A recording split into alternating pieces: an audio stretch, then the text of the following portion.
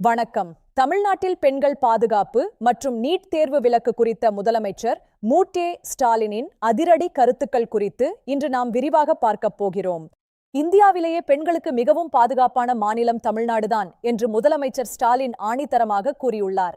மத்திய அரசின் தரவுகளின்படி மற்ற மாநிலங்களை விட தமிழ்நாட்டில் கலவரங்களும் குற்றங்களும் மிக குறைவாகவே உள்ளன என்பதை அவர் சுட்டிக்காட்டியுள்ளார். பெண்களின் வேலைவாய்ப்பு மற்றும் பாதுகாப்பிற்காக 5000 கோடி ரூபாய் மதிப்பீட்டில் டிஎன்டபிள்யூவி சேஃப் என்ற மாபெரும் திட்டத்தை அரசு தொடங்கியுள்ளது. உலக வங்கியின் நிதி உதவியுடன் செயல்படுத்தப்படும் இந்த திட்டம் பெண்களின் பொருளாதார முன்னேற்றம் மற்றும் வாழ்வாதாரத்தை மேம்படுத்துவதை நோக்கமாக கொண்டுள்ளது. வுமனாமிக்ஸ், பெண்கள் தகவல் வங்கி மற்றும் சினர்ஜி போன்ற 9 சிறப்பு திட்டங்கள் இதன் கீழ் செயல்படுத்தப்படுகின்றன.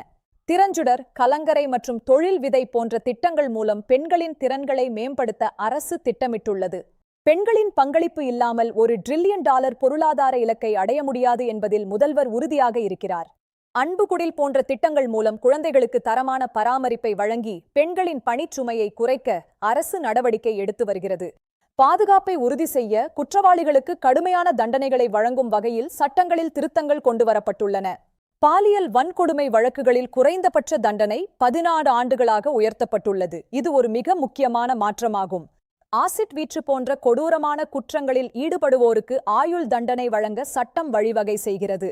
டிஜிட்டல் யுகத்தில் பெண்களுக்கு ஏற்படும் ஆன்லைன் தொல்லைகளுக்கும் 5 ஆண்டுகள் வரை சிறை மற்றும் அபராதம் விதிக்கப்படும்.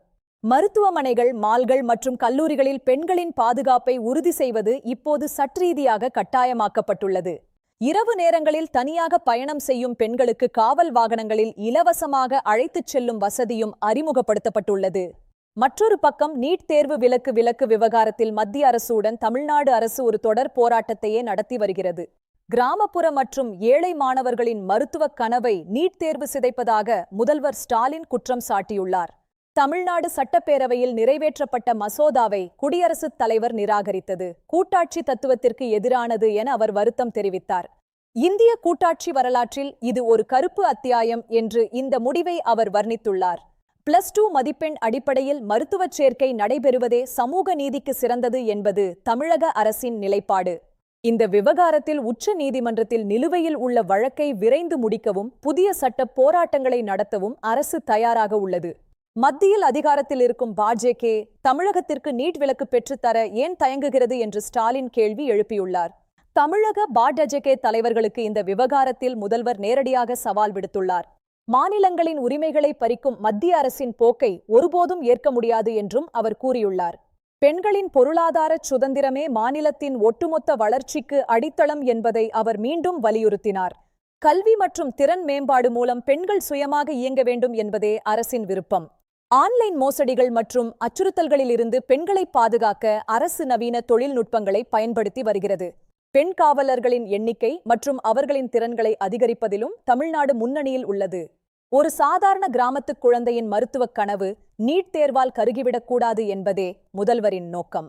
இந்த போராட்டத்தை ஒரு மக்கள் இயக்கமாக மாற்ற அனைத்து கட்சிகளின் ஆதரவையும் முதல்வர் கோரியுள்ளார். தமிழக பாஜகவினர் பெண்களின் பாதுகாப்பு குறித்து வைக்கும் விமர்சனங்களுக்கு முதல்வர் புள்ளி விவரங்களுடன் பதிலடி கொடுத்துள்ளார்.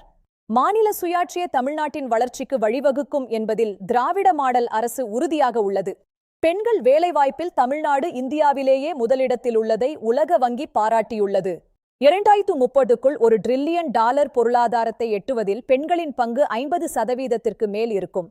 பாதுகாப்பு மற்றும் அதிகாரமளித்தல் ஆகிய இரு கரங்கள் மூலம் தமிழக பெண்களை முன்னேற்ற பாதையில் முதல்வர் அழைத்துச் செல்கிறார். நீட் தேர்வு உள்ளிட்ட மாநில உரிமைகளுக்கான போராட்டம் தொடரும் என்று முதல்வர் உறுதியளித்துள்ளார். சமூக நீதியும் பெண்களின் பாதுகாப்பும் இந்த அரசின் இரு கண்கள் என்பது மீண்டும் ஒருமுறை நிரூபிக்கப்பட்டுள்ளது. நன்றி. தொடர்ந்து இணைந்திருங்கள்.